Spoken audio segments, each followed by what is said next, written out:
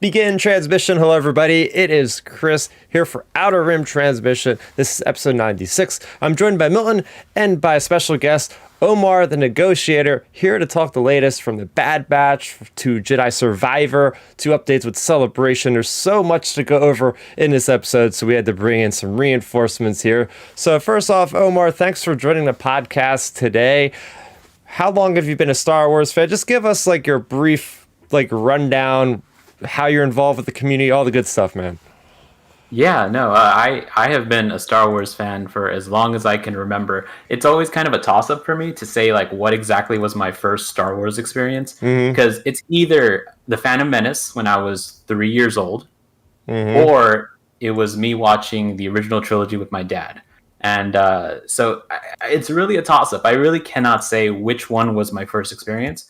But I at least very vividly remember walking out of the theater from The Phantom Menace and pretending like I'm Darth Maul dancing in the parking lot of that movie theater. So that is at least where I can say like that's probably my earliest memory of Star Wars. As the years went on, I just continued, just being excited for the prequel trilogy.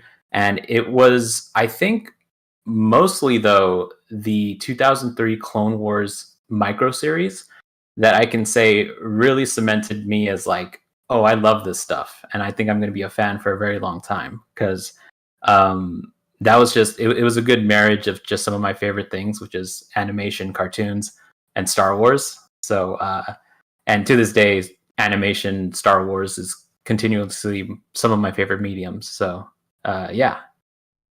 Yeah, we never forget like that first memory. I also go back quite a ways. I remember walking out of the parking lot watching one of the special edition movies back in, I guess it was 97 with my aunt. So yeah, I have those vivid memories, like the feeling of leaving a theater, which is always such a big deal. Whenever we're watching a movie, I'm like, okay, I'm immediately thinking about the movie. The minute I get out there, I want to talk to somebody about it. We're talking a lot about animation tonight, so it's a good episode for you to be on. The Tarkovsky stuff. Excited. Yeah, the Tarkovsky stuff. And we're going to have a story that's related to Jedi Survivor, which is going to be really cool. Specifically talking and coming back full circle to the Genji Tarkovsky series. So really looking forward to this conversation we're about to have tonight. So, absolutely. I'm super excited to mention anything Clone Wars 2003. I mean, I love that show. So heck yeah, bringing it back, man. So how's it going, Milton? Good, man. I'm good. It's been a solid week so far. Just ready to get into some Star Wars. And like I'll be honest with you, this episode, I want nothing to do with it. I barely finished it. Just telling you right now, I don't even remember how it ended. But we'll get into it. You know me. I said it last week. This would happen, but yeah. We certainly had one of the greatest episodes, I'll dare say, of Star Wars animation last week. We gave, all of us here give a score out of 10, and I think it was the first time that me, Ben, and Milton gave something a 10 out of 10. And I don't give 10s out easily around here. It's gotta be like damn perfect for that to happen. So yeah, we through our journey here, we've kind of gone on the roller coaster, as many of the fans have through the community of the Bad Batch, being like some of the best and some of like the most lackluster stuff. So we're gonna get into all of that as we always do on the show.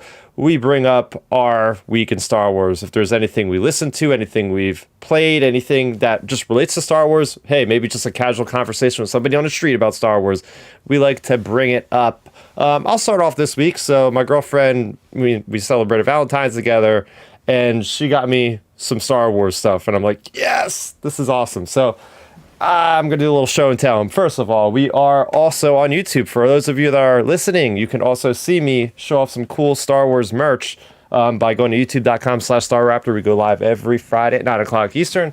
But yeah, I don't go out of my way to get pop figures, but hey, I got a pop Boba Fett from the Book of Boba Fett. So now I have two versions of Boba Fett. And, I don't really have any space anymore to get these things, so I just kind of stack them up. And speaking of bounty hunters, I also got the Micro Squadron Razor Crest, which is, funnily enough, the only one I don't have from the line. So she was like all nervous, like, "Oh my gosh, I'm gonna get something he already has. What am I gonna do?" And I was like, "You did really good because it's the one actually I don't have out of like the 10 I already have." So I made out pretty good. Bringing up the conversation, have you guys ever had a Star Wars, oddly enough, Valentine's Day connection at all ever? Anything like that? Never.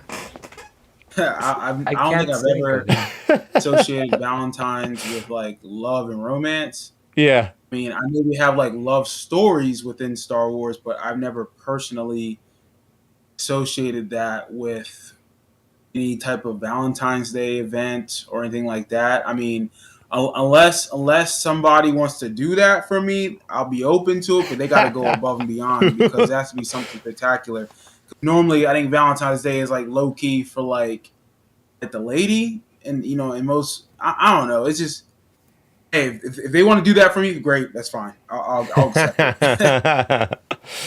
Yeah, as Ben was saying before on the episodes, I think a great way, an entryway into Star Wars with Valentine's Day, they've been doing the Lego specials, Omar, and we've been like, oh yeah, we're going to call every holiday, they're eventually going to give us, so when are we going to get the Valentine's Day romance and Star Wars Lego special? I think that's bound to happen sooner or later. I would love to. I mean, I think they capped it off as in a nice trilogy though, and I think the very last one they said, okay, this is kind of like the end cap of like that trilogy of holiday theme. But hey, that's who's to stop Lego from venturing off and doing more? Like it's Lego. They're always going to do something really fun and exciting next. Yeah. But in terms of your question, the only thing I can really think of is I definitely in elementary and like at that age where you're encouraged to bring little Valentines. I was definitely the kid that like bought Star Wars themed Valentines and handed them out to people in class. So that's the only real connection I can say that I, even then I was showing Star Wars rep. Hell yeah! Any way possible, the Star Wars marketing machine moves on. So Omar, do you have anything you'd like to share this week? Anything that stood out to you with Star Wars, experiencing anything like that? This week, it actually wasn't very heavy in Star Wars for me, but at the very least, with a lot of talk of the new Star Wars Visions, coming out, I decided to revisit just a few because I really enjoyed Star Wars Visions. I loved the project. And the two that I actually revisited was The Duel, which is, of course, the first one. Yeah. And The Village Bride, which is one of my favorite ones out of the group. And yeah, it's just, I love Star Wars animation. I love the whole idea of Star Wars Visions giving these companies a project, these animation studios a certain Star Wars project and saying, here, go forth and do whatever you want. I just absolutely love that. I love the creativity, and nowadays with Visions 2 and everyone getting excited for all these new companies, I don't know. I'm just I was in a Visions mood again, and so I just wanted to revisit some of these projects. So, yeah. I know, Milton, you revisit those pretty regularly yourself, right? Yeah, not about to say. Yeah, I normally try to watch those like when I'm at the gym, like doing cardio or something, because especially like the fights in a lot of those animations are really really good. Like the twins. I love that fight when they're fighting out in space, pretty much, and it's like a mix between like Dragon Ball Z and like Gungan Warriors and and Star Wars all put together. I mean, again, I think for me and Chris, this from me, on the podcast forever, I'm a huge fan of the animation of Star Wars. Now, when it comes to Bad Batch, different story, obviously, but consistently dating back even to, I think we mentioned it, the Tartakovsky Clone Wars, like how good that was at that time, and that would have been early 2000s that came out. I want to say, or mid to early 2000s when that came out, and how that has really just elevated as animation has gone on in Star Wars.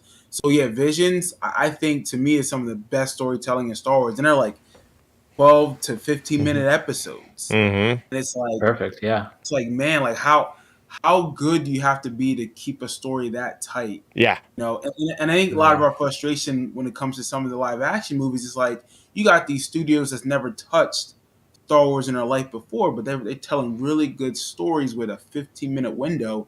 and it's like, damn, why couldn't we get this in live action? So that's why I like animation so much, because they have been consistently consistent about how they tell the story and how they push their narrative, and it's like, okay, I want to see more of this, and so I'm glad we're getting to season 2 of Visions. Oh yeah, super excited for it. Yeah, if there's any studio that you're familiar with, Omar, that's been confirmed to work on it, or what story you'd like to see. I know we got the titles. We didn't really get a description. Anything you want to... Wow.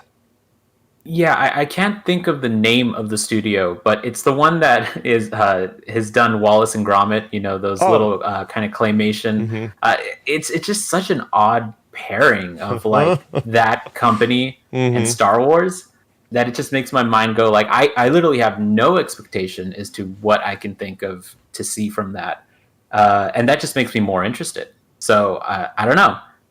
That is something I'm super interested in, but I'm not necessarily curious necessarily. Sorry, give me 1 second. Yeah, so Milton, as far as you're concerned, did you have any memories or anything for this week in Star Wars? Not only thing, because this has been a weird week going so far. Like, today, the shirt I wore to work today. Oh, nice. Oh, wait a minute. Awesome shirt. Wait, dude, I think it's like the vintage comic book. This is like from like the 70s. I'm pretty sure, like this cover. You guys see it? Yes, that's awesome. Wait, I might have this one. I've had this shirt for a couple years now, but I really, I think I have like the same shirt almost. Wait a minute. Yeah. Is that the same shirt? And I've had this shirt for a while, and I rarely wear it. And I was just trying to like look for. It was a dress down day at my office, and so I was like, well, let me see what I can wear today. And I'm looking. And I just spotted this bright colored shirt, and thinking, oh my god, I forgot I had it. So I decided to wear it today to my office. Yeah, it's always fun because that happens to me. I mean, I've been collecting some of these damn shirts over the last 20 years, and it's like you just find that shirt that's at the bottom of the drawer, like, I completely forgot I owned this shirt. And you just have that moment of excitedness where just like, yes, this is awesome. Yeah, absolutely. Yeah, I mean, half my wardrobe when I'm not at work, it's, wrestling t-shirts, tank tops, graphic tees in general. But like I love wearing that stuff when I don't have to be in a professional setting. And I do have a significant number of Star Wars shirts upstairs. However, this one, I remember I got it a couple years ago. So I loved how it looked, and I love the comic book. I've seen this comic book in real life before, so I don't remember like I saw that, but I just love how they made a vintage shirt to that nature. So I was like, all right, I'm buying it. And I decided to wear it today. So hell yeah. That's awesome. And I'm over here repping Grogu on my t-shirt because Mandalorian's coming back and super excited for that. So just decided to rep him today. Hell yeah. So we're going to do some housekeeping here. First off, I want to shout out the chat. We have Joel Davis, legendary Joel Davis in here chiming in. We have Madara 2B. So thanks everybody for joining in live. Remember, you can join in live every Friday at 9:00 p.m. Eastern time. Join the conversation with us here. And you can also listen after the fact on any of your podcast streaming networks of choice. Just search Outer Rim Transmission. You'll find us all over the place. So getting into releases for this week in the publishing, we have the script version of the latest audio drama set in the High Republic Phase 2, and that is Star Wars The Battle of Jedha by George Mann. Real quick, Omar, have you been reading or enjoying any of the High Republic, whether it be Phase 1 or Phase 2? So, unfortunately, when it comes to like Star Wars, I like to dip my toes in a little bit of everything, but the one area that I just haven't delved too deeply outside of reading the first book, Light of the Jedi, which is a wonderful book, is the High Republic. So, unfortunately, I can't comment too much as to like what's going on with nowadays, but with the High Republic, I could just say though it's an era that interests me so much, and I'm just curious to see what exactly is going to break through from there onto the screen, which is kind of more where I have my focus on. But either way, I love it. I love that people are so into this era and all of this new type of stories that are happening. Yeah. Yes, and it's something that I've been wanting to have to see for Star Wars in a while, because we've been having these like kind of one-off books that more or less kind of promote the next thing that's coming out, whether it be a movie, whether it be a series. There's always something that's going to tie into something, whereas the High Republic is like first and foremost just something that's built from the ground up, just to do a continuous story, just kind of back in the EU days with whether it be Shadows of the Empire or some of the larger like ongoing series that go after Return of the Jedi, stuff like that. So to have something in canon that is that consistent and that tied in directly, now that could be a good thing or a bad thing for some people, because then they feel like they have to spend all this extra money to get every little puzzle piece. That's just how collecting is sometimes. But for so far, yeah, the Battle of Jeddah as that book itself, or as the audio drama itself, I enjoyed it. It didn't get me as much as it was for the Tempest Run or the first one from Phase 1.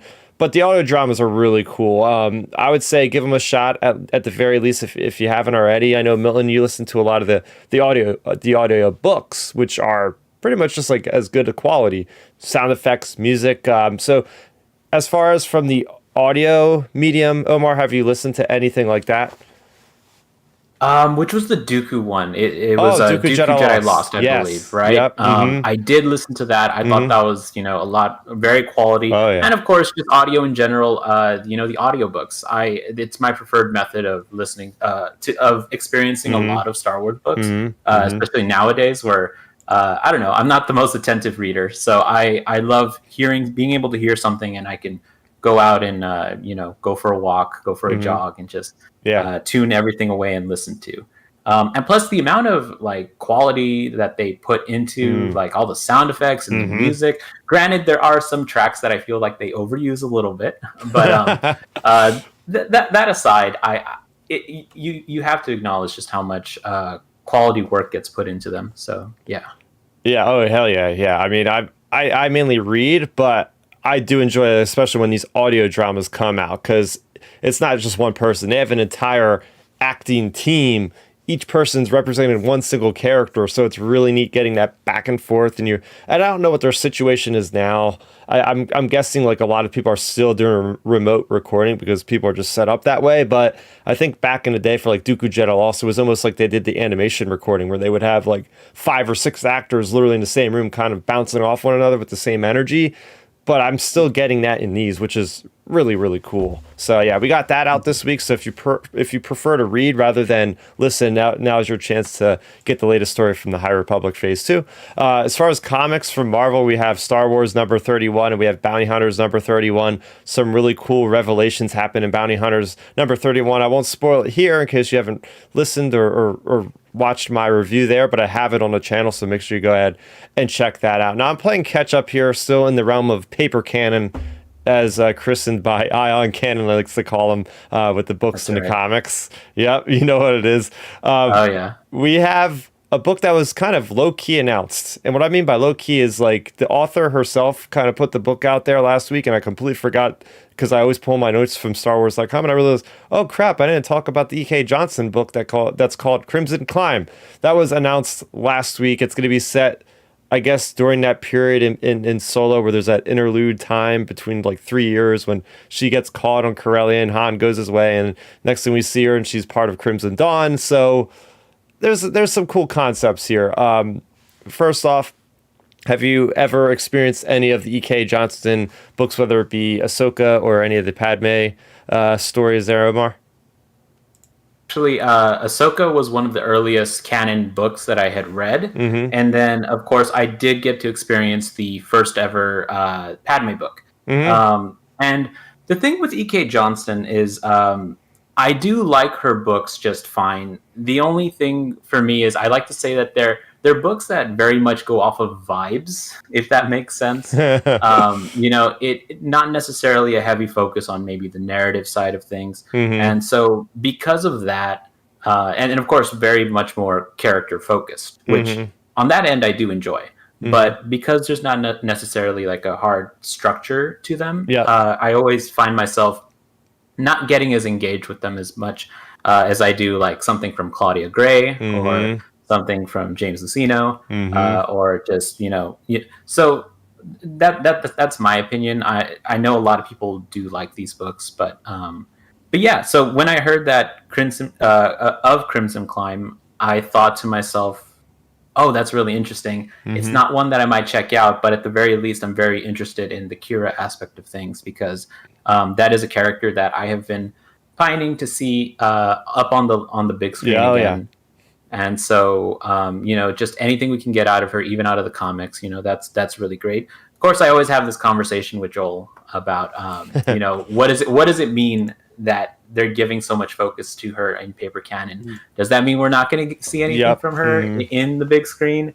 So that's something me and him like to talk about every once in a while. But yeah, so. Yeah, it could be one of those things where it's like, okay, they're prepping us for an arrival. And I was one of those people like, oh my gosh, she's showing up in Book of Boba Fett. That's going to be her at the end, doing this whole thing with the Pikes and throw her in the top. But didn't happen. But hey, maybe they're just shoving more Kira into our faces because it's like, okay, we're prepping up the audience to get the full story. Okay, we'll see her appear in Mando season 3 and after credit scene promoting Book of Boba Fett season 2 or some crazy thing like that. And it's like, oh wait, remember this character? Well, here's what she did up until now. Read War of the Bounty Hunters, Crimson Reign, Hidden Empire, and then I'll go back and read Crimson Climb. There you go. You have the whole Kira story spaced out relatively good. That also, I know a lot of people are not happy to a certain degree because it's like the more Kira content that comes out, especially in this time frame, it's like, okay, that's less of a chance we're going to get maybe a Solo 2 eventually because there's just so much out there that's already told in canon for the most part. Yeah, so we're going to keep our fingers crossed. I think that comes out during this fall. That wasn't the only thing. So this was announced this week on the Star Wars show. Tales from the Death Star has been announced from Dark Horse Comics. Of course, Cavan Scott is doing this. It's just like his Halloween Tales. He's done Tales from the Rancor Pit, which came out about a month or two ago. And then he was doing Tales from Vader's Castle. So it's always nice, but it's always kind of ironic because this is supposed to be creepy tales that they always plan to come out in October. And for whatever reason, it's a curse where these things always come out in like January. It's like, yeah, you missed the boat a little bit, but comics are going to be comics. And, whether it be paper shortages or whatever it is, things keep getting pushed back and delayed. But it's another year and it's another Kevin Scott horror story in Star Wars coming out. So the sun keeps going and we keep cutting those stories around here. So yeah, I mean, they're cute. Yeah, I like them. But yeah, that's as far as I can really say anything about them. So and we're gonna roll right into some celebration news. Like I said, I wasn't kidding when I said there's a lot of news today. So we got some big guests, and let's see, they're Ewan McGregor, Ian McDermott, and Andy Serkis. So it's really cool because Andy Serkis is coming to Celebration Europe, and they, Kino Loy, or I think that's how his name's pronounced or whatever. So that's pretty cool, like having him representing his character from Andor, not even Snoke. He's just representing his character from Andor first and foremost, the most recent thing. But yeah, it's cool, Omar, because I want to talk about, since we're on Celebration, I met you for the first time back in Anaheim, so that was really neat, just powering around. Do you have any specific things you want to shout out with Celebration Anaheim that you were like most engaged with? I know certain fans like really like the aspect of, I don't know, getting autographs, or certain fans really like the aspect of going to the panels, or certain fans like myself just like the social aspect, after hours hanging out with a lot of their friends and stuff like that. So what's Celebration like you? What celebrations have you been to? Kind of just give us a little bit of a rundown here if you can. Yeah, absolutely. So for me, Anaheim was my second ever Star Wars Celebration that I attended. The first being Chicago. Same. Both times were really fun, really great times. And I had a lot of time to think in terms of like, because that first ever celebration I went to was also the first ever convention I went to. Holy crap, you must have your mind blown. Yeah, so I had a lot of time to think of like, okay, what kind of con goer am I? And now that I've gone to a few in between these two celebrations, and I'm not an autograph kind of con goer, to be quite honest with you. For one, I feel like they're pricey. Oh yeah. And I'm always like, we could get a photo and stuff, and that's cool. Yep. But I would rather really enjoy myself with friends and just the whole social aspect of things. There's also just whenever there's big reveals, it's so fun to be part of a crowd, and then everyone's just going crazy and the hype is going up. that alone is worth it. And then, of course, you add on all the amazing panels that are either like fan moderated or just official. Those are always fun. It's always nice to say like, oh, this big thing that's happened, I was there in the crowd for when it happened. And I always think of so for this most recent Star Wars Celebration, there's this clip of when Hayden and Ewan are on the celebration stage, or not the celebration stage, the what is the stage called? Live Where stage? everyone, the live stage, where like the Star Wars show thing was happening and everything. And whenever they cut to them hanging out and them talking in that interview, you could see my head at the very back corner just pop up there. And I love it because they use this footage for everything. So whenever they use it, I'm always like pausing the video and like, look, and whoever's around me, I'm like, look, I'm right there. I'm right there. It's so good. And they've used that footage for like reviews and like whenever they're talking about like Kenobi and stuff, because they were advertising for Kenobi.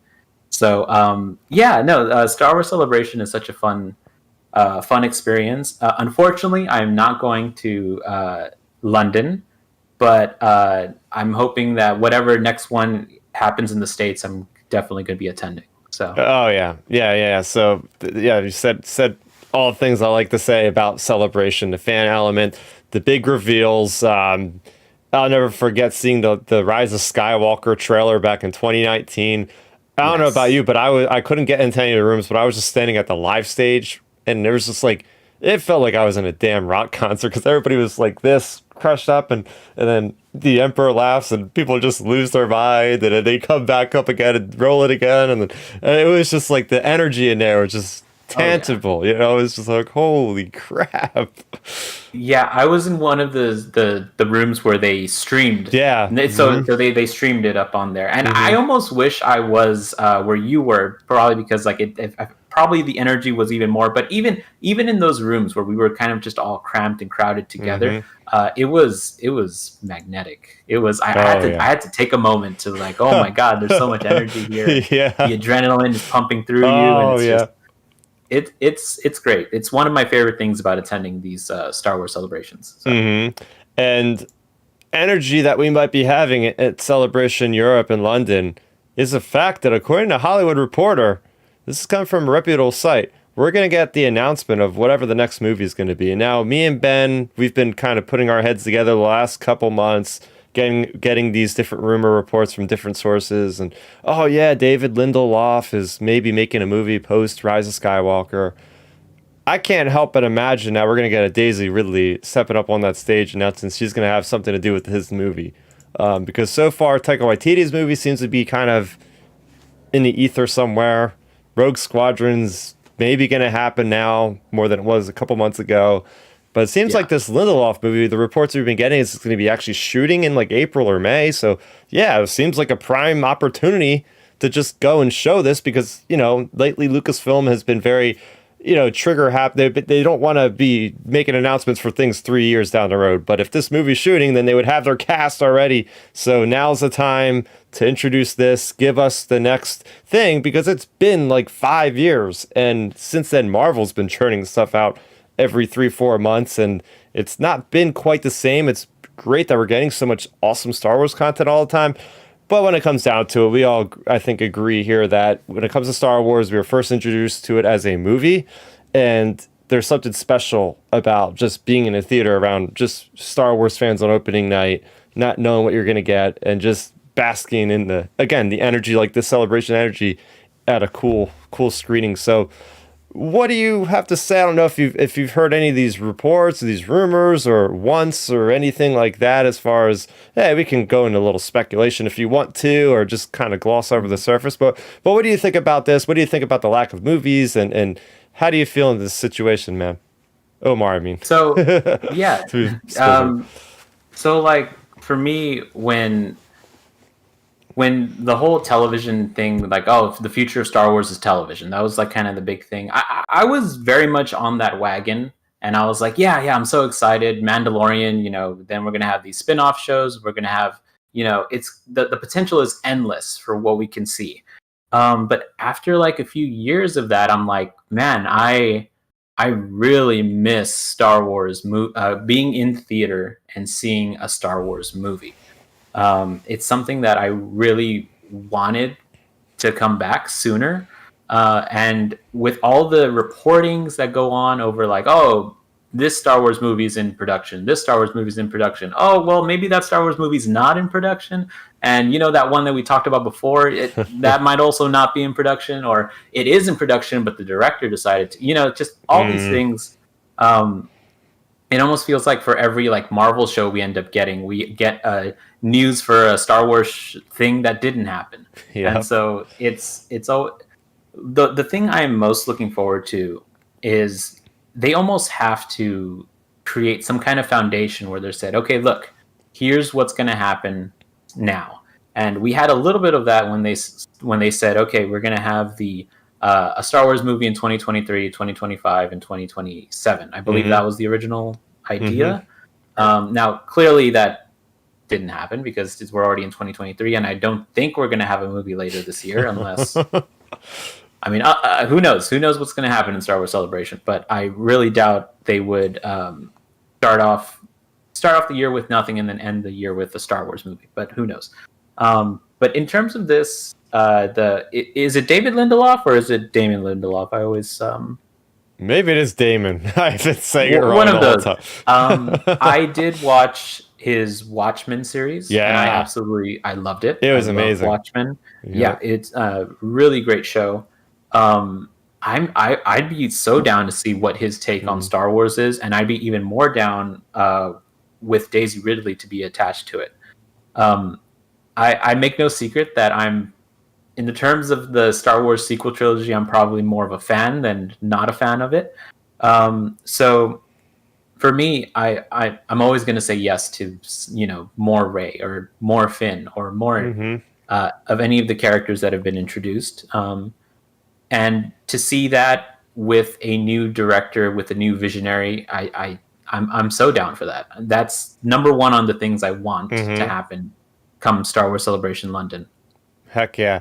Now, Milton, you're always going on about, hey, you know, and a lot of people agree with you. I even agree with you about, you know, there should have been sort of a roadmap, more of a solid plan from the get-go to a certain degree, right? Not you know, just easy transfer of this director, this director. So, I mean, maybe they'll give us a little bit more of a concrete idea of, okay, Damon Lindelof is making this, and maybe they'll talk about more things. Who knows? But I mean, it's a celebration, so you would think that they would hopefully elaborate a little bit on some of this stuff. But what would you like to see? Again, we'll just go back to the original kind of thing. Like, there's like 3 or 4 different ideas. Would you want like a post-sequel trilogy thing to be announced here? If there is one of the like 3 or 4 different possible things, whether it be Rogue Squadron, this post-sequel trilogy, whatever Taika Waititi's movie is, and, you know, I think it's those 3 basically. I think at this point, if I'll answer that question in a second, but whatever they do, you know, go back to the original point you just said, it needs to be planned out. It needs to be roadmapped, because we saw how the sequel trilogy played itself out. Now, financially, I've always said this. It was hospitable. It made money. It was financially successful. You can't argue that. I don't care if you don't like it or not. You can't argue it. It made billions of dollars. However, critically, yes, it was successful with the critics. When it comes to the most important part, which is the fans, very, very divisive. Force Awakens was, I think, overall well received by everybody. But those next 2 films, you know, it was very much in question, and I think we can't have a repeat of that. I think no matter what you do moving forward, whether it's Rogue Squadron, sequel trilogy, or Taika Waititi, whomever, it needs to be clearly planned out. It needs to be somewhat consistent with Star Wars, and obviously pushing the boundaries, as George has always wanted to do, and when he had control of it, push the boundaries, but make sure that it's something that is going to unify the entire fan base. You know, I'm not saying it needs to be fan, you know, what's the term I want to use? It doesn't need to fan be service.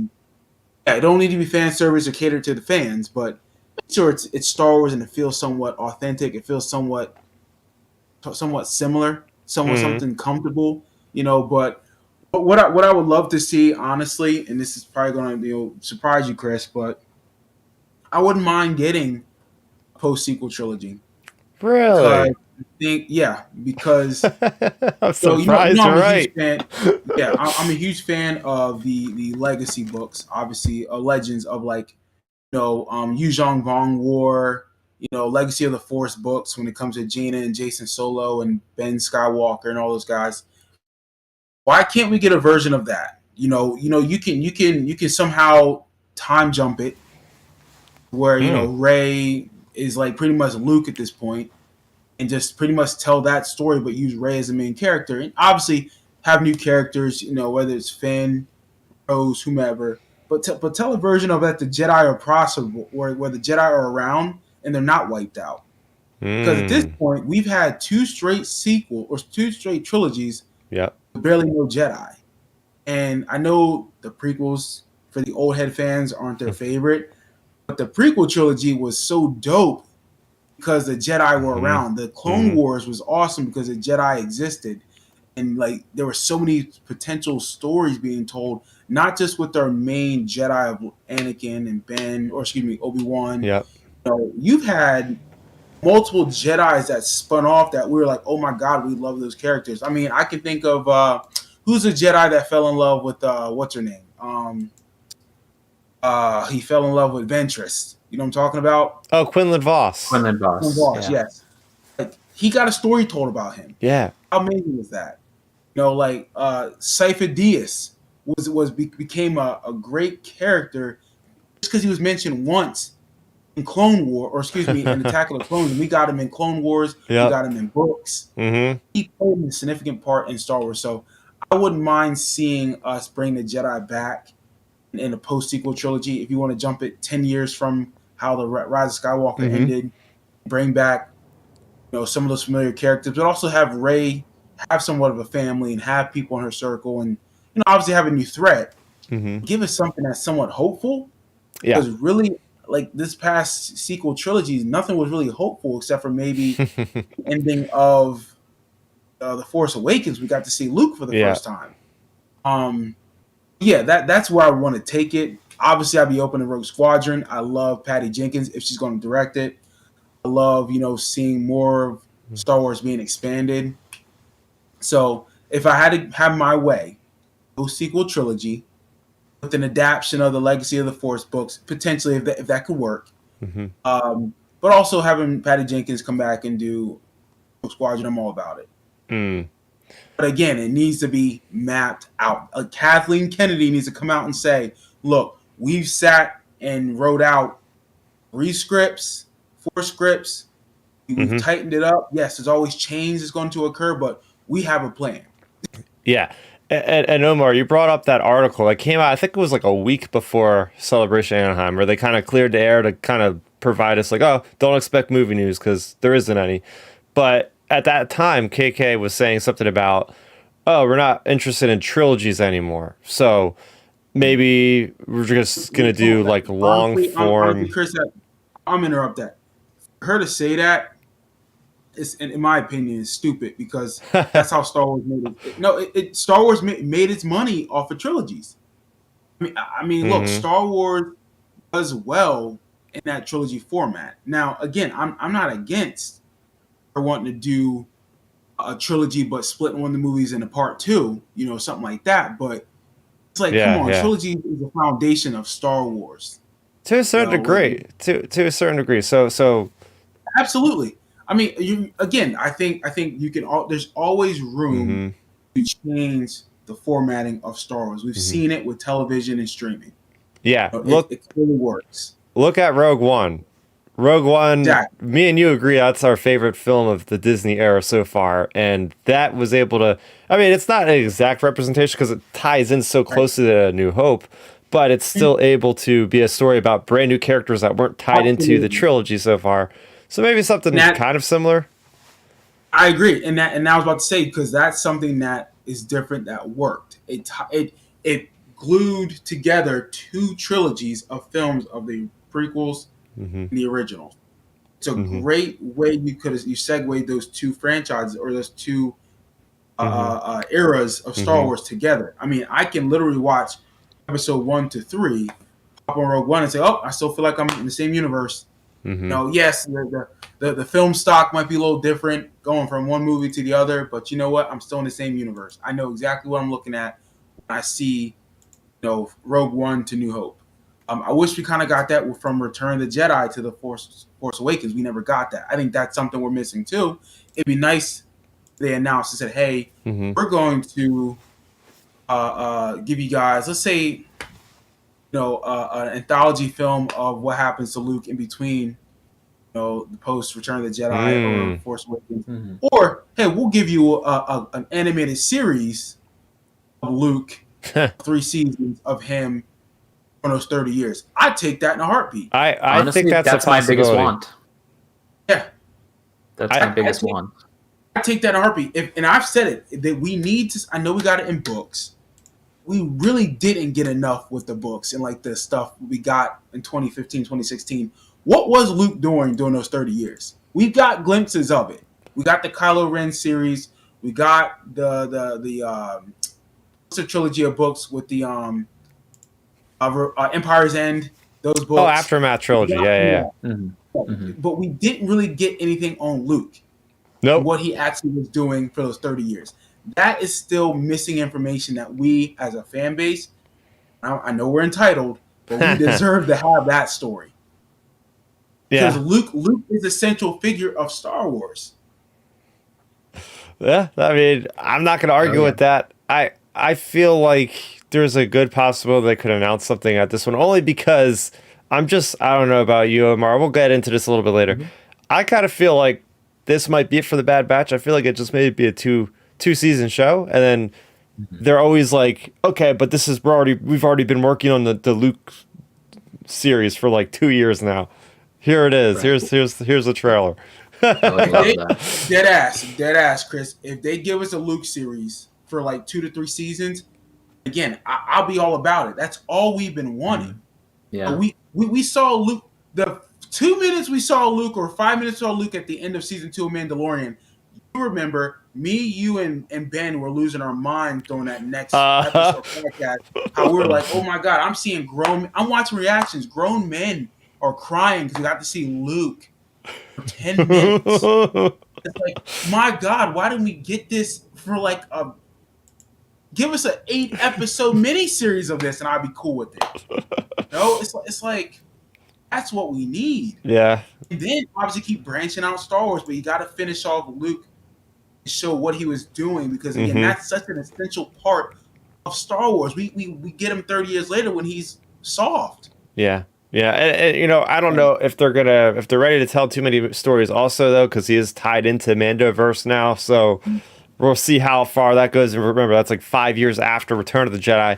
Maybe they'll do a series. They could do a series with him and Lor Santeca like 10 years later. I remember reading the Shadow of the Sith novel, and at that point, it's like 10 years, I think, before Force Awakens or something like that. Or 20 years before, something like that. But yeah, it's like Lor Santeca, and it's a young Ben Solo, and there's all these Jedi on Ossus where his academy is. It's like, that's perfect setting. Have those adventures with Lor Santeca and a young Ben Solo out there in the galaxy, just finding out some interesting tidbits on different Force artifacts and stuff like that. But yeah, so much to go. I feel like we could just talk about this topic for like I know, a whole that could 2 be its own hours. episode, to be quite honest. It really can be. It really can be. But like I mean, again, I know the original question was, what would you want to hear from Star Wars Celebration? That's pretty much what I would want. And you know how I feel about Star Wars Celebration. It's a great thing that Lucasfilm and George started. I forget what year was the first one. Was that like 2099 or something? 2000, what was it? 1999 for Phantom Menace they were putting that out there. That's right, that was the first one. That's right. Because then they skipped it a couple years as they went or whatever. But I think that's a great con. I would love to go to one someday. Obviously, I think it needs to be. Hopefully, they bring it to Philadelphia or Jersey or whatever. Like an East Coast. We need an East Coast one. Seriously, not Florida, but like Northeast. I mean, I'd be willing to go to Florida. You know, obviously, I got family down there and friends that I can stay with and figure it out. But I need one where it's closer. Obviously, but again, it's such a great time as fans to come together and celebrate Star Wars. From what I've seen and what I've heard, it's a very positive environment. Now, you two can speak on it better than I can. I'm sure there's some weird stuff that occurs there, but from what I've seen, it's very positive. People enjoy each other. It's very family friendly. It's people are It's way better than Twitter. So, Oh, I said it's way better than Twitter because really Star Wars fan interactions online versus in person, it's just no contest. It's such nice, friendly. Star Wars Celebration and cons in general, just it's great. It's great fandom wise. I've been to a couple like local like cons and whatnot, and into shows for like toys or memorabilia, and I love talking nerd stuff with people when I'm there. Like we'll talk about whether Star Wars, Marvel, sport, whatever. And you're right. I think the interaction, people try to be more respectful. And you can disagree, and that's fine, and you can say your piece and whatever. But people tend to say, you know what, I'm dealing with an actual real human being, so I'm not going to be gross and malicious about it because we're actually having a conversation.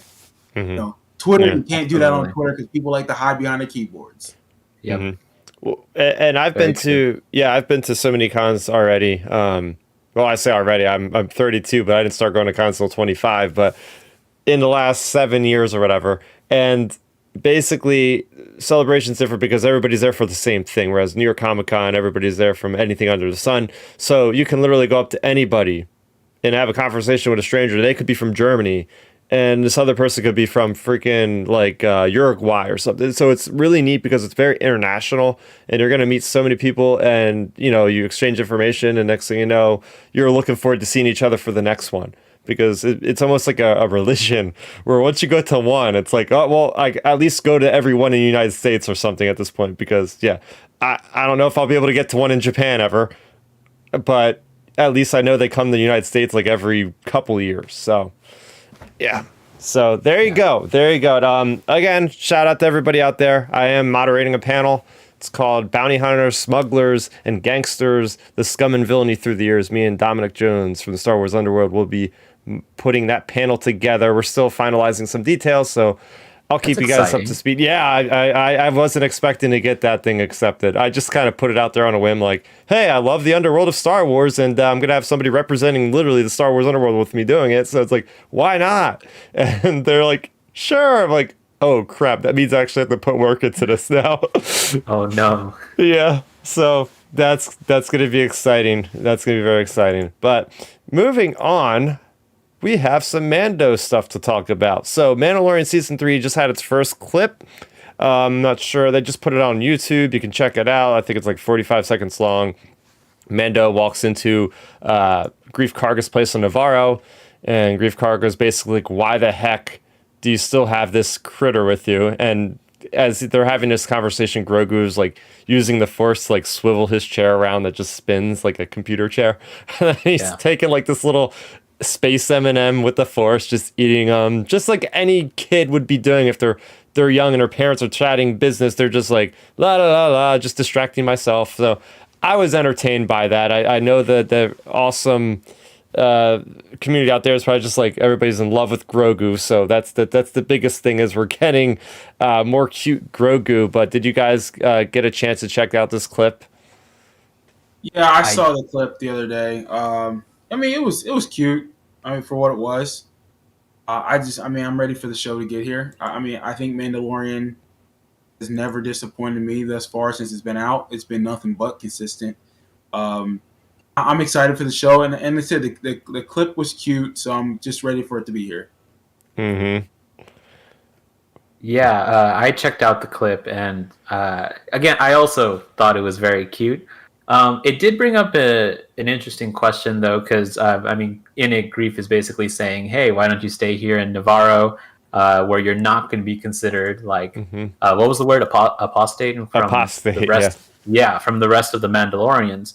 To the point where I was thinking, like, yeah, why doesn't he just stay here? But, of course, that's his whole arc of, like, what is he going to do in his relationship with the Mandalorians, which the very specific sect of Mandalorians he's with, they're practically a cult. So And it brings the question because in season 2 of The Mandalorian, it really felt like, Din was branching out and learning about other customs and other ways that shakes up his own beliefs. And now it kind of feels like, okay, he's falling back into that almost cult mentality of now he has to prove himself to be worthy to be welcomed back in. And I don't know. I don't know what season 3 is going to now do with that information. I saw some people online say, "Oh, I really hope that he doesn't just fall into the crowd and ends up going back to where he started." But yeah, like I feel like that they're not going to do that because, like, again, season 2 really broadened his horizon in terms of learning from others. So yeah, these are just general musings of like what is season 3 of Mandalorian going to be like, and like what is his arc from here on forward. Yeah, sure, because they're making such a big deal about, oh yeah, he removed the helmet, so he's got to go get cleansed and all that. I think the trajectory is pretty easy to say, or safe to say, like, yeah, he's going to eventually just say, screw this, I don't need the helmet anymore. I can be a Mandalorian without the helmet. I can, all that. But I mean, I'm most excited about the scale of things, as Favreau and other people have pointed out. Like, you start in season 1, very small scale story, just a couple characters, increases with scale with season 2, bringing characters that are legacy characters that we know from different parts of Star Wars, and then this is like where the war happens. It looks like this is like Mando's in Legion just fighting against each other, on Coruscant, like bringing the full power of Lucasfilm and ILM to the forefront of like the flagship series, because it has been since 2020 since we had this. It'll be it's like 2.5 years since we've seen a legit Mandalorian TV series. So I can't help but imagine like they've been pouring in so much of a budget. I'd be curious to see what the budget of this season would be, because it's going to be, a movie on the TV screen, hopefully every single week for the most part. Milton, what's your thoughts going into Mando? I mean, we're literally just, I think, like 10 days or something, maybe a little bit more than that, less than 2 weeks at least. So we're getting close, man. I mean, I'm trusting that it's going to be good. I mean, look, the show has not been trashed. I don't think there's ever really been a bad episode of Mandalorian. I mean, there's been some ones that are like not as strong, but the show's never trash. It's never boring to me. I mean, we've reviewed every episode thus far, and that show has been nothing but consistent. That's why I'm looking forward to what they're going to do in this season. I know we had, was it a Boba Fett last year or whatever it was, and that didn't really sit in our mouth that well. But I'm hoping that this show doesn't do what Boba Fett did and just kind of like go off track. I mean, the best part about Boba Fett was seeing Mando, Luke, and Grogu. I mean, unfortunately, yeah. Let's keep it real. So, like, that should tell you this show should be good. And I really honestly feel like that Star Wars has made Mandalorian their brainchild, or like their baby. They really put a lot of work into that, which I think we kind of felt Obi-Wan should have got all that extra work too. But hey, it is what it is. But no, I'm looking forward to season 3. I'm sure it's going to be great. Now, if it's garbage, damn well I'm going to tell you it's garbage. But I don't think it will be. Oh, no, let's not put that out there into the airwaves. It's already done, though, so it's okay. All right, the other release, and I know me and Ben have been going back and forth on this one in our private chats. I'm like, everybody's excited for Mando. I am more excited for this darn video game, all right? I'm broken record here when I say the Star Wars video games have kept the flame alight for me as a Star Wars fan through those dark times where we weren't getting much. It was Star Wars The Old Republic. It was all the old video games that kind of kept me engaged. I wasn't even into Clone Wars at the time. I was like, at the time I was like, oh, that's a kid's show. I'm not going to bother watching it. And I was just like, all right, I'm playing the games. This is, Jedi, Force Unleashed, stuff like that. I was like, yeah, this is great. Republic Commando, all that good stuff. So we have a game that's coming out right around the corner, and it's coming out on April 28th, and that's called Star Wars Jedi Survivor, coming off the back of Jedi Fallen Order, which I'll say it was the best Star Wars game ever made. There you go. And it mixes. Sometimes I'm like, oh, KOTOR is the best game ever made with Star Wars. It varies, but I'm in the hype cycle for Jedi Survivor. Jedi Fallen Order is what I consider the best Star Wars game ever made. So IGN has been they've been doing the Lord's work of covering this game in greater detail, and we have more to talk about. It seems like every week there's more updates on this game. And something really cool from a lore perspective that we got is the confirmation of a fan favorite species from the Star Wars universe coming back into full form. That's right. We have the same species of Dirge from the Clone Wars, specifically called, I don't know if you, Agenda. I'm guessing that's from the creator, right? Gendy, right? Or Gendy. Yeah, that would make more sense. It's named after after Gendy Tartakovsky, so that's awesome. Yes, we have the Dirge lookalikes, so they go into full detail as far as like this species of characters. Their home planet was destroyed like hundreds of years before the events of this game, which are in between the two trilogies, the prequels and the original trilogy. So their people have become sort of like bounty hunters because they have nothing else to do with their lives. They're a very strong, militant type of people civilization. And the way they are, if you haven't watched the Clone Wars animated series, the micro series, I should say, they have to wear armor to basically compose themselves because they kind of remind me of the hunters from Halo, where they have like a bioorganism type of like tendril type of thing that makes up their body. So they have to kind of be in an exosuit to be able to like preserve themselves and walk around. So anyway, we have these guys and apparently they're like honorable people. And there's this character, I believe his name in Jedi Survivor is called Rayvis. Rayvis, I believe is his character's name. He shows up in the trailer and people are already, a couple months ago when the trailer came out, they're like, oh, that's a Gendy. And yes, apparently it's a Gendy. So they have lots of cool concept art of this character.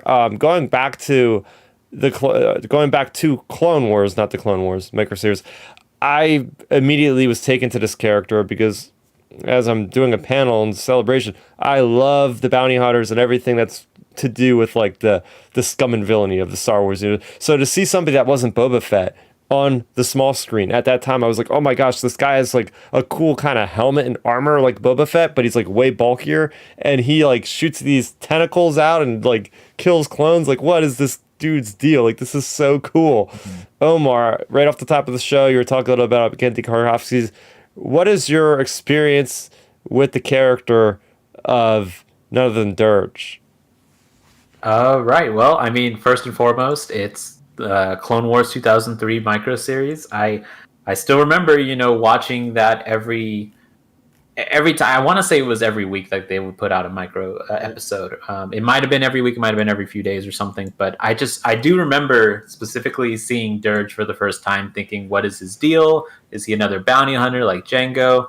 And then when they started fighting him, and just the tentacles and everything, and just it was an interesting fight. And funny enough, I could see how that could be adapted well into a video game. It's very specifically if there's an element of like having to break off his armor in order to get to his true self. But at the same time, you have to balance that with like the fact that he's probably more dangerous without his armor too. So off the bat, that's kind of at most of what I'm familiar with in terms of the Gendai. I'm starting to think it's probably Gendai. Gendai. I just looked at the article. Yeah, it's so that's probably the most. That's the most I can say. I know Dirge has appeared in both Legends comics and as of recently canon comics as well. I have not seen or I have not read the Afra. I believe it was Afra, right? Yeah. The Afra issue that included. I actually, if you have read it, I have to ask: do you see any of those abilities that we saw in the micro series appear in those comics? It wasn't as extreme. He was mainly using like big, heavy blaster like type of machine blaster guns.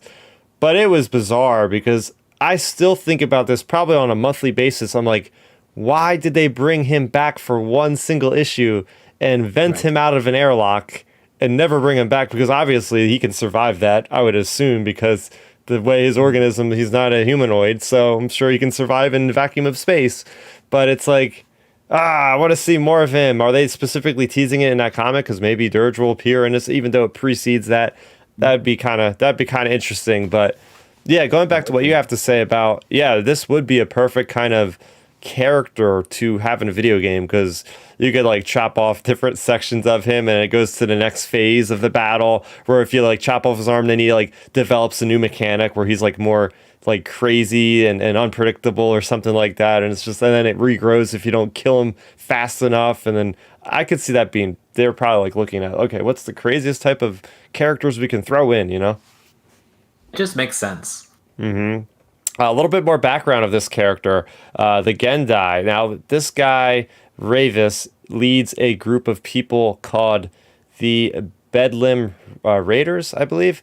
And these guys are basically on this planet called Kobo, and they are in charge of a lot of droids. Like, this game is full going tilt on bringing back nostalgia from the prequels, and I freaking love it, because you got everything from B1 battle droids, the super battle droids, to commando droids, to magnet guards, to droid decos were even confirmed. So this is so great, because when you think about a sequel, it's like, all right, how can you make a sequel of a video game without going crazy on implementing a lot of things? Well, you just introduce more characters, whether it be more allies, more enemies, and man, oh man, are they just completely...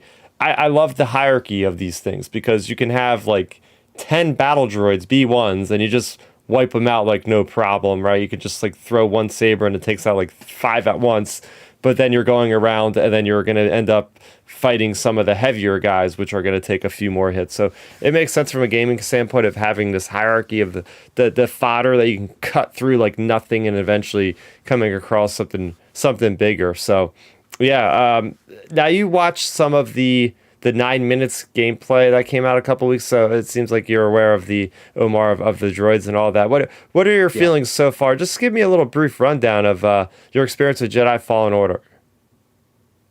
So like in general with Jedi Fallen Order, well, actually I'm going to peel it back a little more. In terms of Star Wars games, I never really played a lot of Star Wars games. My wheelhouse was more towards probably the Lego games. I was very casual in that regard. But I did play The Force Unleashed, which I do have very fond memories, specifically of the Wii version, which I know had like some extra levels in comparison to the PS3 version. Now, those aside, I have tried to pick up every kind of modern Star Wars video game, from Battlefront 2.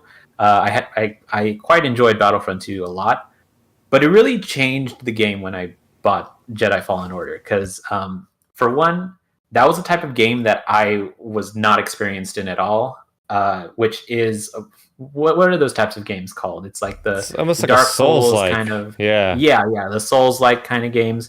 And the last one that I had tried was called Sekiro. I don't know if you've ever played that. That's the really tough one too.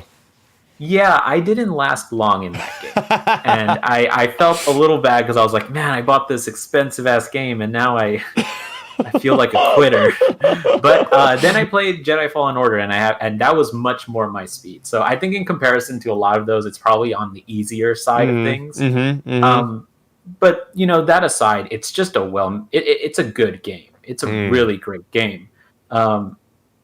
So that's kind of my experience with Jedi Fallen Order. I love the story and everything, but I really do get a lot of my enjoyment out of the mechanics and timing your parries correctly.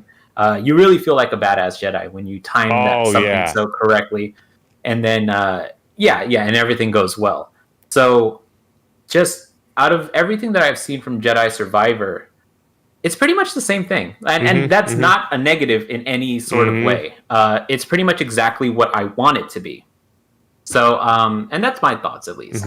Yeah. So diving a little deeper into it, and I also agree, the mechanics are just so great for a lightsaber combat game, really making you feel like you're a Jedi, which is super important. I mean, there hasn't been a game like that since Jedi Outcast, in my opinion. It does it better than Jedi Outcast with everything. But we also got a video from IGN explaining there's 5 count them, 5 different lightsaber combat styles. In the first game, there was only a double blade lightsaber, single blade lightsaber. This game is introducing so much more diversity and variety in the gameplay. So not only are you getting the single blade, which is like your balanced form, you're also getting your double bladed form, which is going to be, you're clearing out rooms of enemies. You got like 10 B1s. You're going to just spin your double blade lightsaber. You're going to kill them all. But there's caveats to all these abilities, right? So your double blade lightsaber, you're going to have to take longer to charge it up to like do attacks. So you kind of have to forward think with it. Really, you're not going to be able to just like parry stuff like mid swing. And that's where the twin blade form, which is brand new, comes into play. So the twin blade form looks really flashy. It's kind of more based on attack, but unlike any of the other forms, they explained that is the one that's going to be more forgiving for people for pairing, because you're going to actually be able to like attack and, oh, the guy's going to hit me. I'm in the middle of an animation, but then I can actually like instantly parry. So all the other things you're not going to be able to use that with.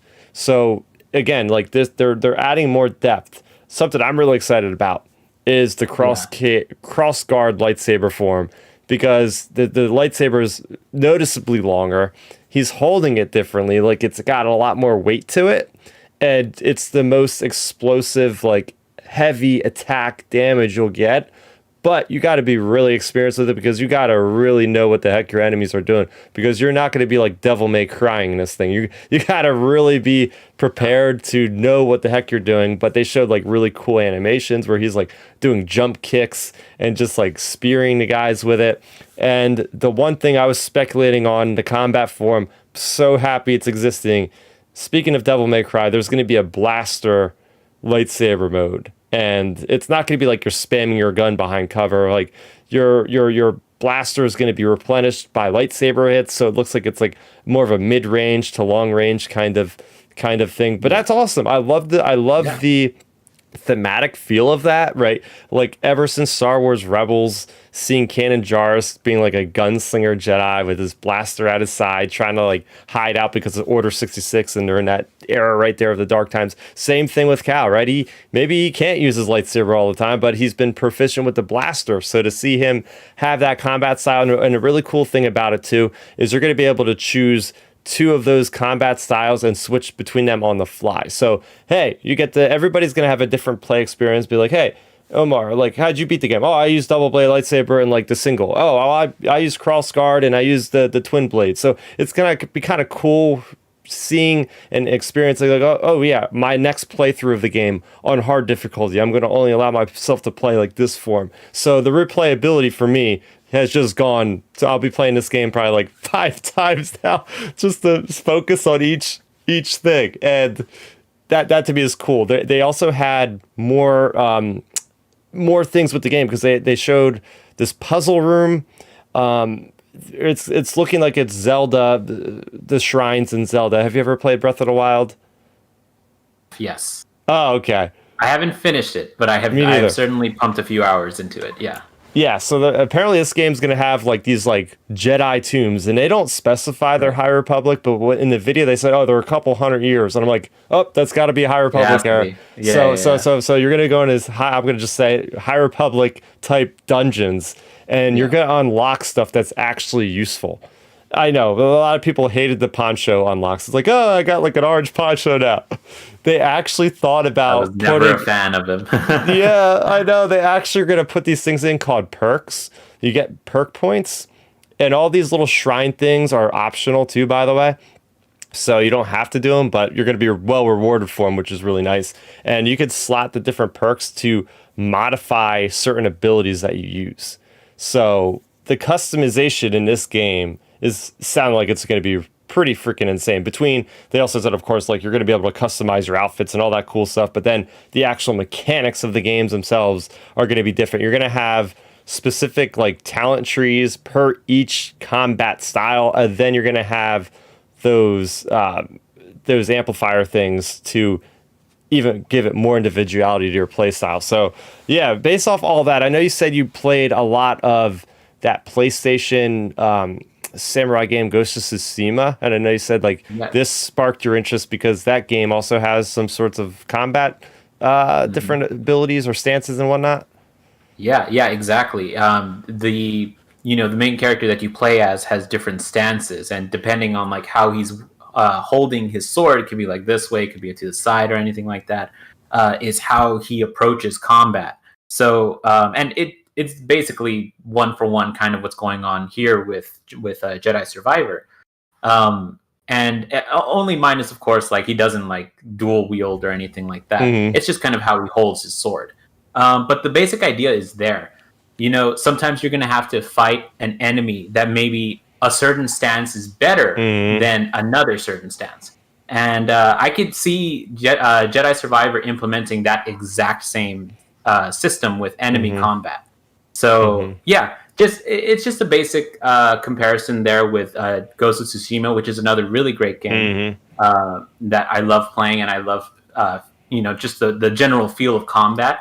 Very similarly to Jedi Fallen Order, actually, just in very satisfying in parrying and stuff like that. So, that just playing that makes me so excited for this new five different stances to switch from.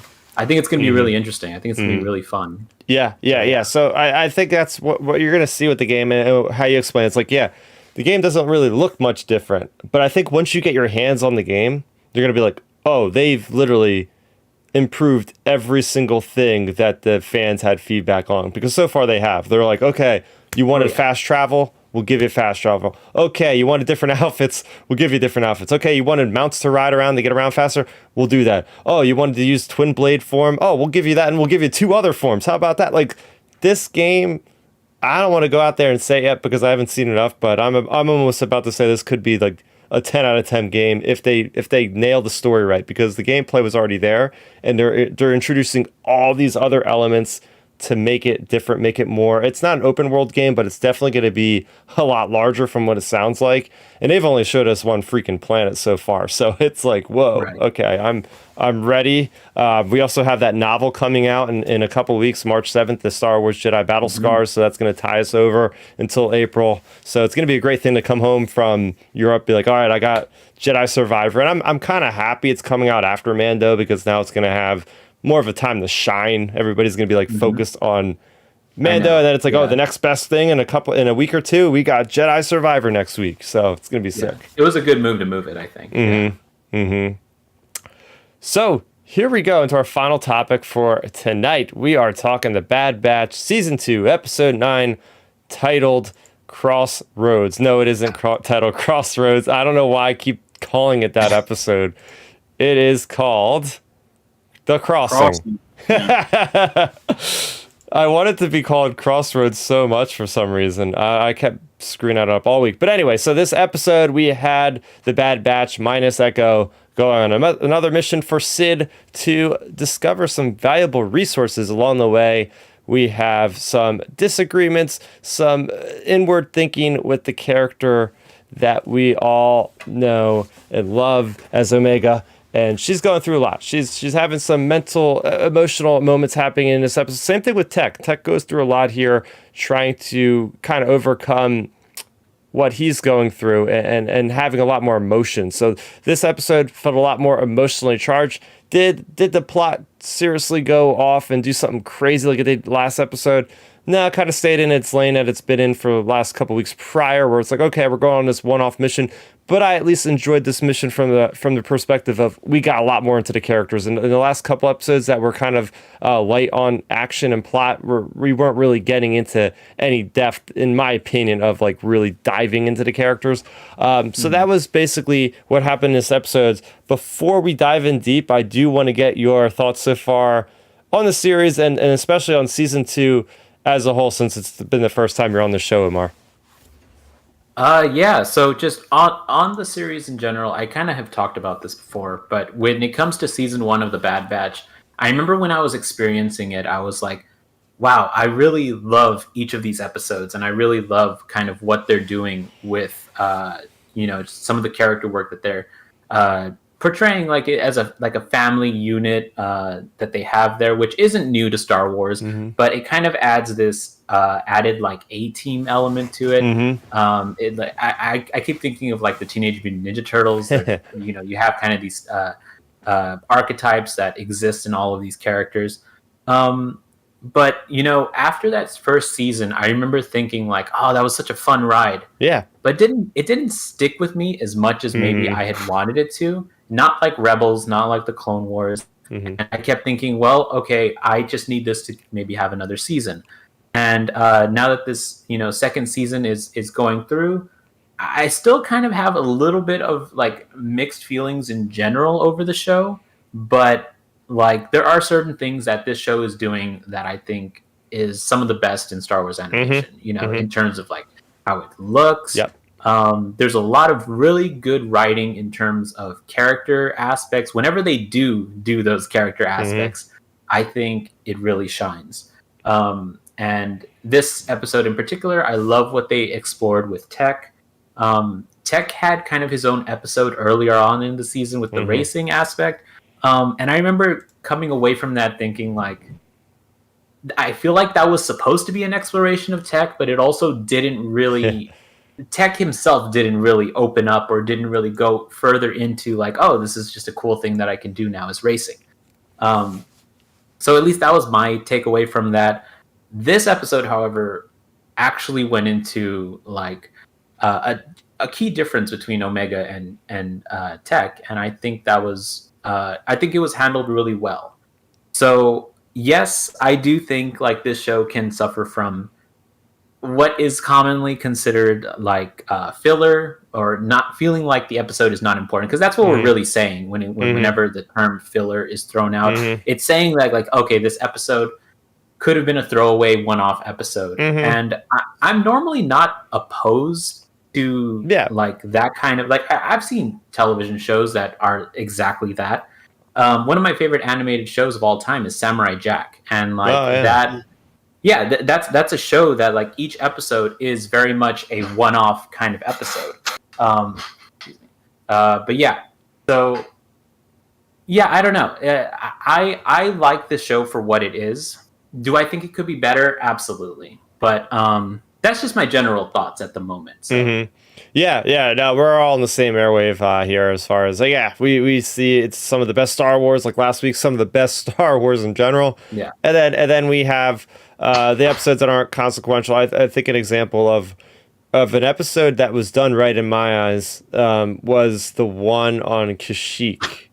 Now that was a relatively one-off episode, but it had some cool things to show, like from really cool like directing and lore perspective, and there was more feeling about Omega and her attachment to another person that's also young, trapped in this galaxy that's at war, and having to grow up in this place where it's not quite normal to be living with your life on the edge as like a 12-year-old or however old she is, and she's able to empathize with another person her age, so she's able to kind of learn. So that episode, for instance, was it consequential? No. Is stuff ever going to come out of that episode like later on? Probably not, but for me it was an episode that actually worked on its own. Milton, I want to get your thoughts, first impressions, before we get into any more detail. What are your first impressions on this episode? I know you kind of gave them from the beginning, but is there anything else you want to share about him? I mean, I will say this. I'll say that I do agree with what you guys were saying about the emotions of this episode. I mean, I will say Omega being upset about her companion not being part of the squad. I like that particular speech she gave when he got trapped in the mind about, he should be here. He should be here. We're a squad. And because that's her family. So I understand that.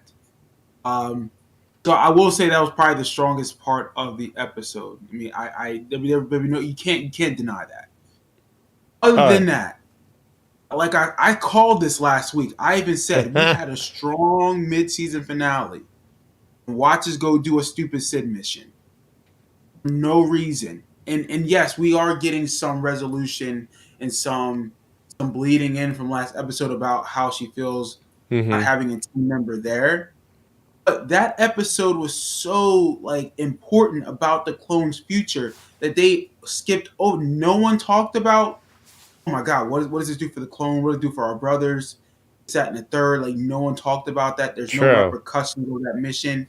It's like, how do we skip what just happened? We saw Palpatine Oh yeah. and there's no follow up from that episode.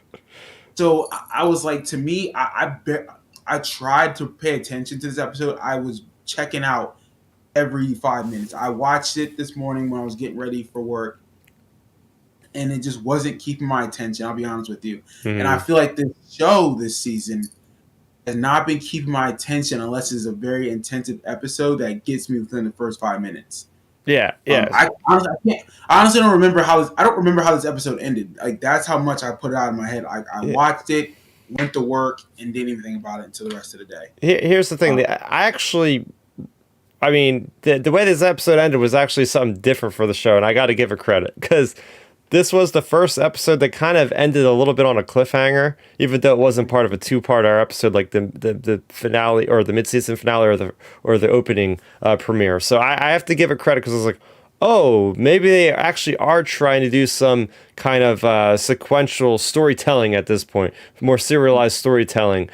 I did enjoy the fact that they actually called back to a prior event in that the last time they dealt with Sid with the racing and all that, they made a reference to that, and I was happy. I was like, okay, cool, we're starting to acknowledge prior things, because before that it felt really compartmentalized with those episodes because there was never any mention of a prior adventure or anything, very little dialogue about anything. So at least it seems this back half episode, it's like, okay, the back half episodes are hopefully going to start bringing things in together, because I mean, we don't have much time, and like I said, I get the feeling that this could only be a 2-season show. So if that's the case, like, all right, you can't really waste a whole lot of time here. You got to start bringing things together. I agree. I don't disagree at all. And yeah, I need to go back and watch the last 10 minutes again because I just don't remember it. And that's rare because I'm very attentive and I'm pretty observant. I observe everything, and it's like I think I was just getting worn out by the last couple like just bad episodes we've had. I'm thinking, okay, here comes another one. Like I said, I'll go back and rewatch it. I'll make a point to watch it tonight when I'm laying in bed, just to see if I can just like, okay, am I seeing something differently? Am I being over the top? I just feel like this show has lost its footing. But when it hits, man, it hits. When they write a good episode, it's like, damn, that's good writing. But when it's a bad one, or it's just like, oh my God, what are we doing?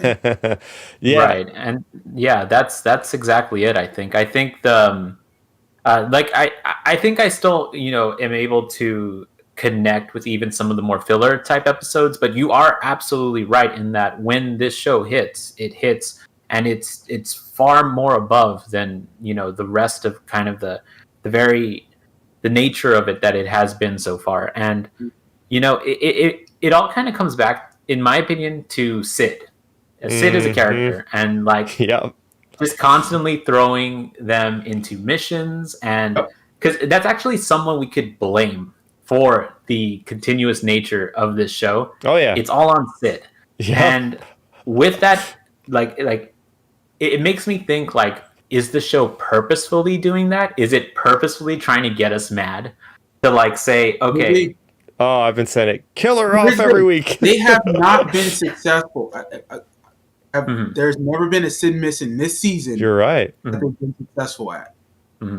They referenced it, I think, in like episode 4 or whatever. He's like, or Hunter said, we just did a mission for her. It wasn't successful. Why would we do another one? I think it was I forget where they went, but no, when they went to the one with the Transformer at that planet with the old girl. Yeah. He's like, why would we go there? Like, we just did this for Sid. It didn't work out. Like, I'm just thinking, you just said it. She's trash. She keeps putting you in these impossible positions where you continuously fail. Yeah. And Omar, maybe you're right. Maybe they're purposely trying to upset us. Well, pay it off at the end. Well, because I'm thinking this is ridiculous. The end of the episode, Milton. I'm surprised you don't remember this part. So the end of the mission, Sid comes on a hologram and basically says, "Oh, I can't get you out of here." Or it's like, wait, they're like, "Huh?" And she's like, "Oh wait, I can get you out of here." And what is it? What is it, Omar? Did she say like 6 weeks or 6 No, days she said or it a few days, and they're like, "We don't have enough like anything for a few days. We can't stay here much longer." But you see that? So yeah, that's my point. Like you're right. I do remember that part because again, I was so mad. I think I just was like, I just packed up myself and left to go to work. But it's like right there, like she is failing you the whole time. Like she's the worst character in Star Wars. The worst. Oh, And I don't like old boy from Andor either, but at least he has a purpose. oh, he's. Cyril or Sybil. What's his name again? Oh wait, what? The guy that likes the girl from the IAB. Cyril. Oh, Cyril Karn. yeah.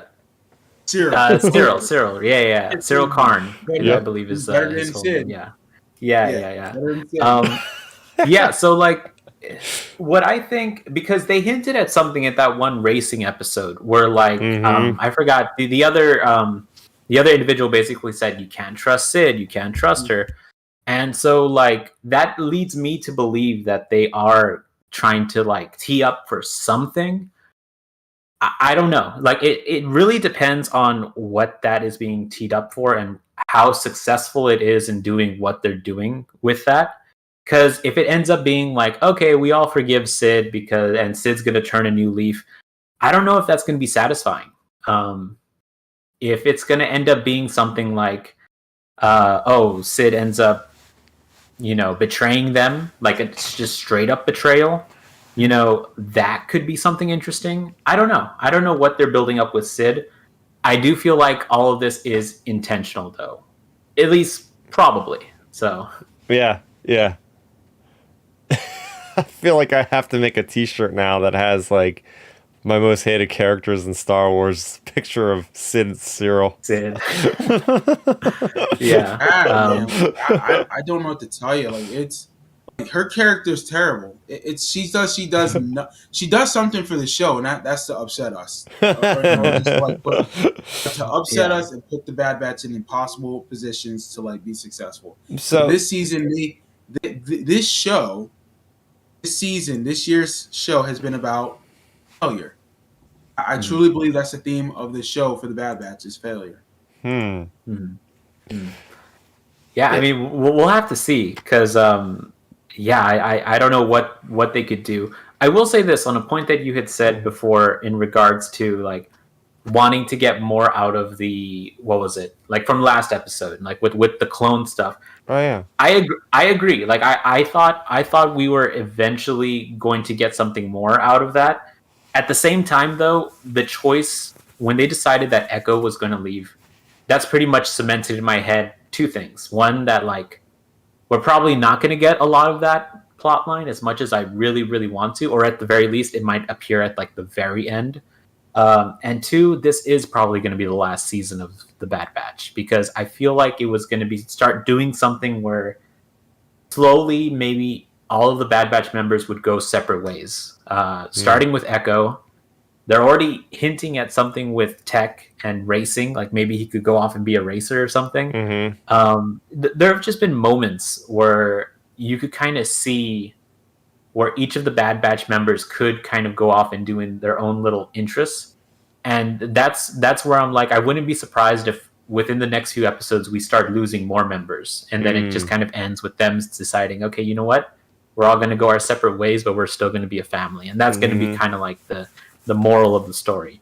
I didn't believe that this would have been the last season before Echo left the squad. Oh. But I don't know. That's at least my take and my interpretation of the decision to have Echo leave the family, at least at that moment. So yeah, that's very interesting. A very somber way of ending. I mean, we talked last week. I speculated like there's a reason why you don't see a lot of the clones, and looking at those episode titles and seeing the finale episode of this season called like Plan 99, that just seems damn ominous to me. And I feel like the Emperor's gonna pull a card, and a lot of clones are just suddenly gonna die out of nowhere, and it's gonna end on a very sad note somehow. Yeah, more than likely, like the whole clone uprising that I really want to happen, it's more than likely gonna take form in some way at the very end. So I actually completely forgot about the naming of the later episodes, so that would make sense. Yeah, because I think what's what I'm still thinking about is like that end scene from season 1, people are saying, "Oh, that's Mount Tantus." It was like in the concept description or something like that, or whatever the other planet, the planet is called. It's called Mount Tantus. It's like, all right, what's happening there? The Camino. They said all the Caminos are dead because they destroyed Camino, all the cities in Camino. And it's like, all right, well, what are they making in the place? And I feel like we're gonna get a tie-in to Mando, and that's why they had Bad Batch's season to be coming out. Like at the back half of Bad Batch, there's going to be some synergy there. So I'm looking forward to seeing how that's all going to tie in together, hopefully. I agree. And just to add one thing, I feel like that also is connected to that random clone that we got from the last set of episodes. The one that was in a mask and was like, everyone was like really weirded out by the fact that there's continuously like new clones that are being created. I don't know. I feel like that could be connected to Mount Tantus too. Maybe connected into this greater Mandalorian storyline that might connect to Thrawn. Who knows? So, yeah. Oh, yeah. As far as what happens in this episode, we have somebody stealing a ship. Now, is that Hondo Anaka? Who is that person? I don't know. I didn't think that, yeah. I didn't think it was Hondo. Definitely has like the dreadlocks with like a mask. You can't tell exactly. Maybe it's something that works for Hondo, but yeah, it was very quick. But I feel like if you look at his Rebels design, I think maybe the top of the head looks a little more similar to that, and like kind of an in between. But again, I don't know. It was really fast. I haven't taken the time to like compare the images very much, but I don't know. Yeah, I kind of thought Hondo also though. So that would be a fun. At least if it was Hondo, I think we're definitely getting the ship back through some misadventure with Hondo. That's at least a certainty I can say. If it's not Hondo, then I think it's less likely we're going to get the ship back. But yeah. But as you said, also more off the top, like the show looks great.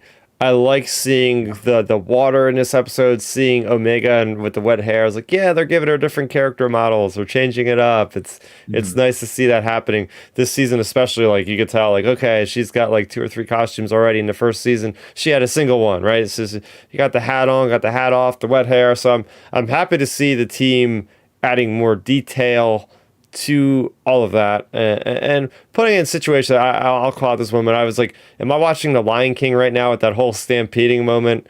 And then Wrecker's grabbing the valuables there. It's like, yeah, this is there's a lot of callbacks. We had Indiana Jones a couple weeks ago. Now we have Lion King. What else are they gonna pull? Yeah, no, absolutely. It's funny. I'm a Culture Slate editor, and so I was editing a reaction video to this episode, and yeah, they almost immediately called out, "Oh, this is the Lion King. This is exactly the Lion King." Yeah, it's hard not to make that connection with pretty much that scene. So yeah, it's always fun. It's always fun when they reference other things. Specifically in Bad Batch. So exactly. Well, with that further ado, I think we're going to go ahead and wrap up our thoughts on this episode and give it a score out of 10. I'll throw it over to you, our guest first, Omar, to break it down. Oh, this is tough. I don't know how do y'all do your scoring in terms of like is a 7 an average for y'all? Is like what is I'm curious. I mean the way I look at it is like a 7 is like good, a 6 is all right, a 5 is like a middle of the road, like kind of like more on the bad side. Okay, then in that case, I probably would give this episode a 7. I think it is a good episode that, it has not hit the highs that this show I know it can absolutely hit. And maybe the hit is a little more lessened right now because we just got off of these 2 really amazing episodes. But I still like the show. I still like I still like the scenes with Tech and Omega. So I'm feeling a 7 for me. Yeah. All right. As far as for me, I enjoyed the episode. Like I won't fault the show to say it's entertaining. At least they have a lot of action sequences to keep me engaged for the most part. Yeah, I'm also at Milton. Sometimes I'm watching this at like 5 a.m. or something, and sometimes I'm still kind of half asleep, so I might be like dozing off a little bit. But not last week's episode, that's for damn sure. But no, so I enjoy again when it comes to the production quality, sound, audio, visuals. Everything there is always like basically a 9 or a 10 out of 10. It's just the story elements that are what kind of dropped my score down. So I was happy to see that this was, again, elevated by having reactions to prior events with a character, seeing the family elements and all that. I'm going to match your score. I'll give it a 7 out of 10. I enjoyed this one. I liked it. I don't know if I'll go back and watch this one specifically, but I liked it enough. Milton. Okay, I'm gonna tell you right now, this score will be higher than the 3 I think I gave like episode 4. I can't remember. I gave one of this episodes like a 3, I think. Yeah.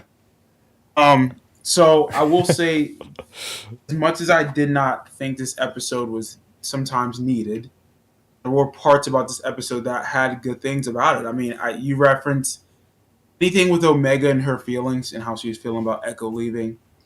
That's good. I mean, you need to acknowledge that. I think at one point we were saying for a little girl who's with these grown men, she needs to be emotionally imbalanced at times, and she needs to be in her feelings, or I guess immature at times for her age. She displayed it, and she wasn't even immature. She was very much acting like a young adolescent, which made sense. I actually liked that conversation she had between between Tech and Omega, and how she felt. And even when she was mining those rocks, she's like, "Do you trust me to do this?" She was kind of being condescending. I like that about her. Again, the visuals are always on point. The way everything looks, you can never go wrong with that. Other than that, I felt this was a wasted opportunity. It could have expanded upon what just happened with the past 2 episodes. I wish the clones themselves would have talked about, or the Bad Batch would have talked about, the impact this legislation is now going to have, not only on them, but also on their brothers. So to me, I felt like this episode dropped the ball on that nature. Other than that, it wasn't the most terrible episode. I'd probably give it 5.5. 5.5. 5.5, a 7 and a 7. So there you go. We were entertained by the episode, but we thought it could be better. So hopefully next week's episode picks things back up again.